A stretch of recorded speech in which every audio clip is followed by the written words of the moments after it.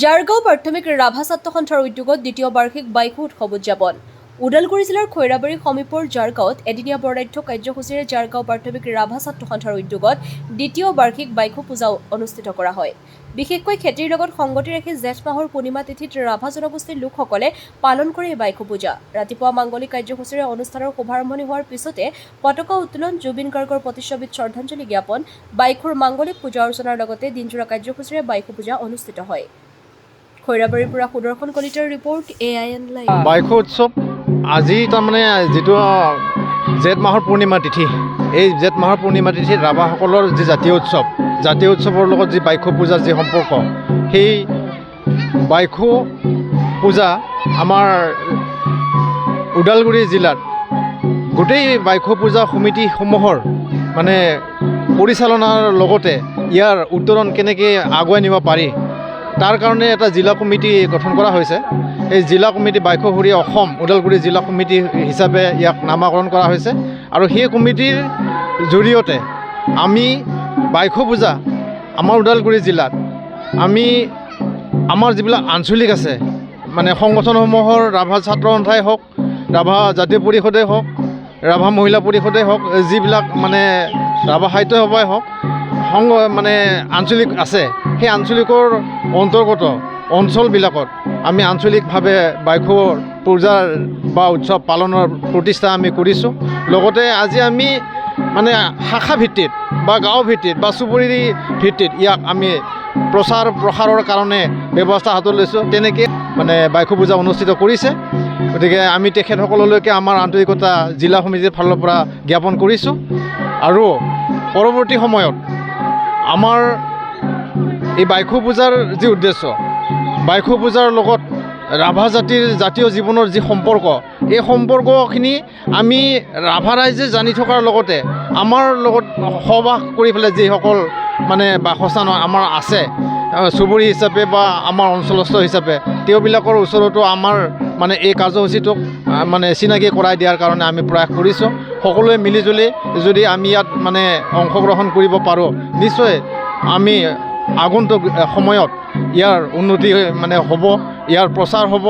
যে ৰাভাসকলৰ যিটো জাতীয় উৎসৱ বুলি পেলাই আজি মানে প্ৰচাৰ লাভ কৰিছে, ইয়াৰ প্ৰচাৰ আৰু বেছি উন্নতৰ হ'ব, এয়াক আমি আশা কৰিছোঁ এই মুহূৰ্তত। চৰকাৰ প্ৰশাসনৰ পৰা আমি বিশেষ মানে সুবিধা পোৱা নাই যদিও যোৱাটো মানে চৰকাৰৰ কাৰ্যকালত এই অসমৰ যিবিলাক মানে জাতি জনগোষ্ঠী, বিশেষকৈ জনজাতীয় জাতি জনগোষ্ঠী, সেই জনজাতীয় জাতি জনগোষ্ঠীৰ লোকসকলৰ ধৰ্মীয় বিশ্বাস পৰম্পৰা অক্ষুণ্ণ ৰাখিবৰ কাৰণে যি এটা ডিপাৰ্টমেণ্ট গঠন কৰি পেলাই এটা মন্ত্ৰীয়ে মানে দায়িত্ব দিছিলে, তেতিয়াৰ পৰাই আমি চৰকাৰৰ লগত মানে আমাৰ অলপ মানে এই ক্ষেত্ৰত মানে উত্তৰণৰ দিশত বা সহায় লাভ কৰাৰ ক্ষেত্ৰত আমাৰ এটা বাট মুকলি হৈছে। ইয়াত ধৰ আমাৰ যি নেকি বাইকু সুৰি অসম কেন্দ্ৰীয় কমিটি বুলি এটা সমিতি আছে, তেওঁবিলাকৰ লগত মানে চৰকাৰৰ এটা যোগাযোগ থাকে।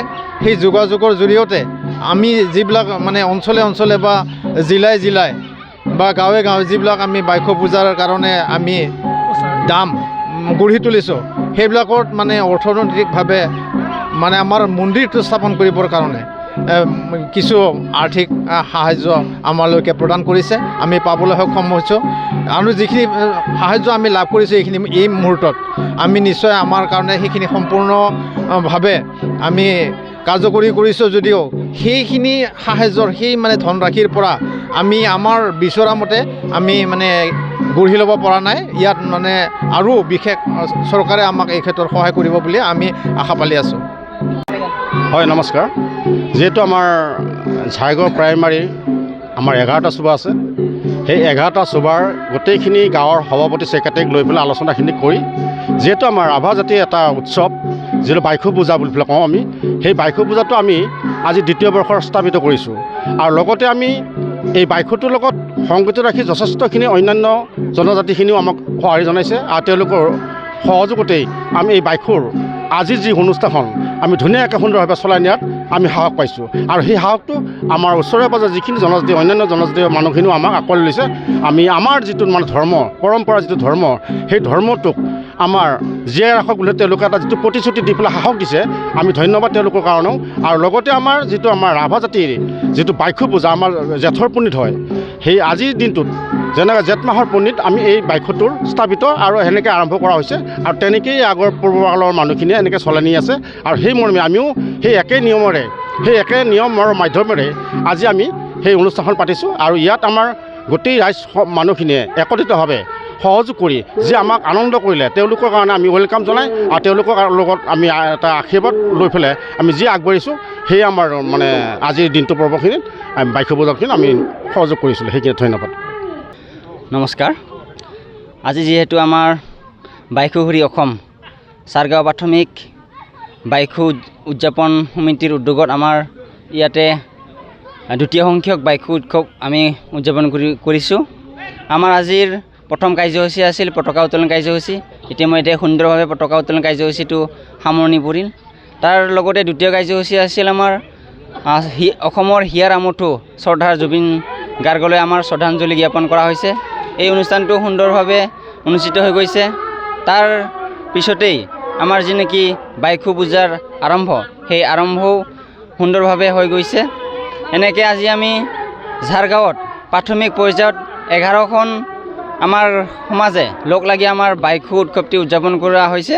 গতিকে আমি এই সমূহ গাঁৱে যাতে আমাৰ যিহেতু বাইখু পূজাটো হৈছে আমাৰ কৃষিভিত্তিক পূজা, গতিকে উৎসৱ বাইখু পূজা উৎসৱ, গতিকে এই বাইখুৰ জৰিয়তে আমি আজি বাইখু পূজাৰ পিছতে আমি এই বাইখুৰ জৰিয়তে আমি কামনা কৰোঁ যাতে আমাৰ যিখিনি নেকি খেতি কৰিম এতিয়া, যিহেতু আমি বিশেষকৈ ৰাভা সম্প্ৰদায়ৰ ব্যক্তিসকল আমি কৃষিভিত্তিক, গতিকে আমি কৃষিৰ যাতে আমাৰ ৰাভাসকল বুলি নহয় সমগ্ৰ অসমতে যাতে কৃষিৰ ক্ষেত্ৰত আয়া বাইখুৱে সমৃদ্ধিশালী কৰি দিয়ক, আমাৰ উৎপাদন বৃদ্ধি কৰক, তাকে আমি কামনা কৰিছোঁ।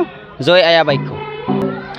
হয়, আমি চাৰগাঁও প্ৰাথমিক হিচাপে আমি এইবেলি আমাৰ দ্বিতীয় সংখ্যক হৈছে, কিন্তু আজি আমি বাইখুটোক হয়তো ইয়াতকৈ আমি অনাগত দিনত আমি অধিক উলহ মালহেৰে নিশ্চয় উদযাপন কৰিবৰ কাৰণে চেষ্টা কৰিম। আমি ইয়াত যিখিনি নেকি সমাগত হ'ব লাগিছিল ৰাইজৰ, কিছু হয়তো কম হৈছে, কিন্তু অনাগত দিনত আমি আশা কৰোঁ যাতে সমূহ ৰাভা জনগোষ্ঠীৰ লগতে বিভিন্ন জাতি জনগোষ্ঠীয়ে আমাক সহায় সহযোগিতা কৰিব আৰু অনাগত দিনত ইয়াতকৈ উলহ মালহেৰে আমাৰ এই বাইখু পূজাটো উদযাপন হ'ব বুলি মই আশা কৰিছোঁ। যিকোনো খবৰ আৰু বিজ্ঞাপনৰ বাবে যোগাযোগ কৰক 7896121996।